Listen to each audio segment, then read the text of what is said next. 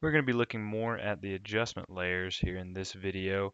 First thing we need to do, which we did in the last video, was adding another adjustment or adding another layer in general, but right now we're going to be talking about adjustments. So anytime we add a new layer, whether it's adjustment or not, which I'll click on adjustment right here, it adds another layer over here, and I'll add a couple more just so we can see how they interact with each other. So now we have several layers here, okay? You can select one just by clicking on it, okay? And you can see it's highlighted when it is selected. So whenever you are controlling anything about one of the layers or using a tool from the toolbar or anything like that, it's going to be affecting the layer that is highlighted and selected by you.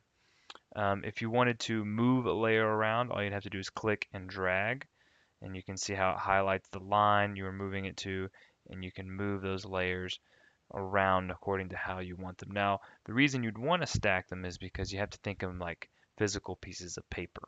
The background right now is the lowest one, and all of these are stacked on top of them, just like they would be if it was physical pieces of paper on top of this photograph. So another thing you can do, and I'll make an adjustment here real quick. We won't talk about it too much, just so we can see difference. So I've made an adjustment on this brightness layer. Now, if I wanted to see the difference of that happening or not, this little right here, you can see indicates layer visibility. So if I click on that little eyeball for that layer, it turns that layer off and on, off and on. So I can see the difference that that layer is actually making with the image. Um, Now let's say I made this change and I decided I didn't even want this layer anymore. There's a couple ways to get rid of it. You can right click and then you can come up here to delete layer and it'll delete only that layer. I'm gonna go ahead and click yes.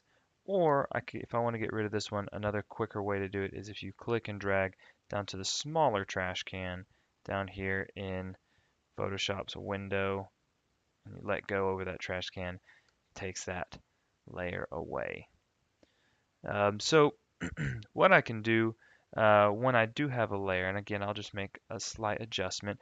If I'm making adjustments with these layers, which we're going to learn more about here in the next video, if I come up here, there's a button, there's a properties button. If I click on that, it automatically opens when I first opened that layer, but if I need to come back to it, I just click right there and I can make adjustments, which we'll talk about these adjustments in the next video.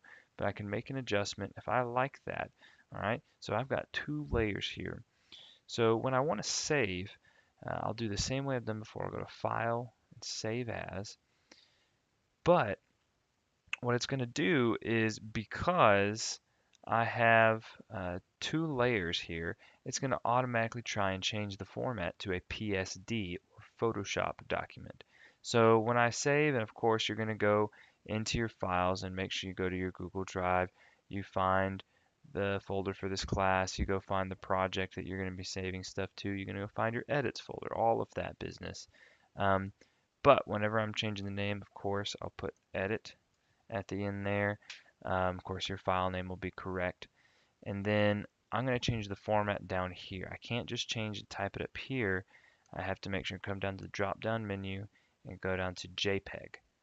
Okay, and then when I've gone to JPEG, I hit save and it saved it as a JPEG. So you can see over here it's flattened it for me. That's what I'm saving. And I'm only got one layer and I'll click OK. So it saved that version, but now you can see here I still have multiple layers and it's the original image with another layer. So if I try and click out of it, it's going to ask me if I want to save it again. Well, we just saved it as a different version, as an edited version, so I'm going to click Don't Save. That way we don't duplicate anything.